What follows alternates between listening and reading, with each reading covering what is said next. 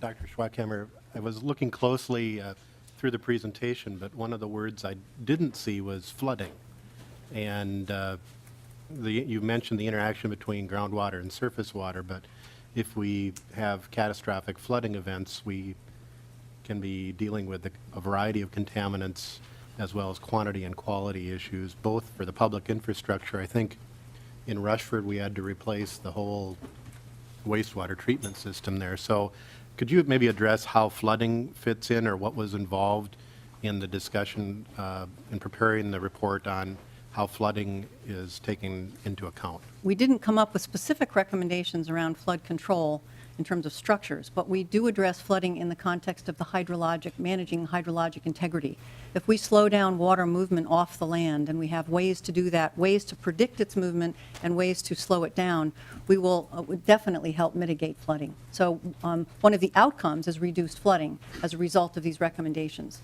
You might not have, we didn't explicitly say this will reduce flooding, but we do in the document. I didn't say it here. But it's the hydrologic integrity piece is where we would hope to mitigate flooding by slowing down the movement of water off the land and also being able to predict where it goes. We can do a lot better land planning. Both suburban, urban, and agricultural lands can be better managed if we understand that flow. So I understand about keeping water on the land, and I think we've talked about that for the last few years, but how about the cross-contamination question and deal? I mean, you have a flood event, and you have a variety of all kinds of things get mixed together. We have everything that was mentioned individually becomes part of a huge problem, depending on the quantity of the flood event.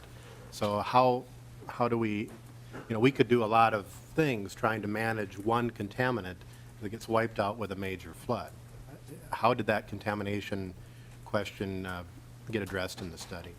I definitely appreciate what you're saying, and actually I want to thank you for appreciating the complexity of the issue, that you can't deal with these in isolation.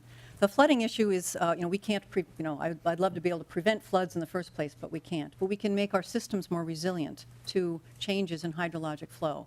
So the idea is to build in resiliency, both in terms of our infrastructure for wastewater, as you mentioned, the idea of not having that backup, or the mess you've seen in Australia, if you've been following that mess.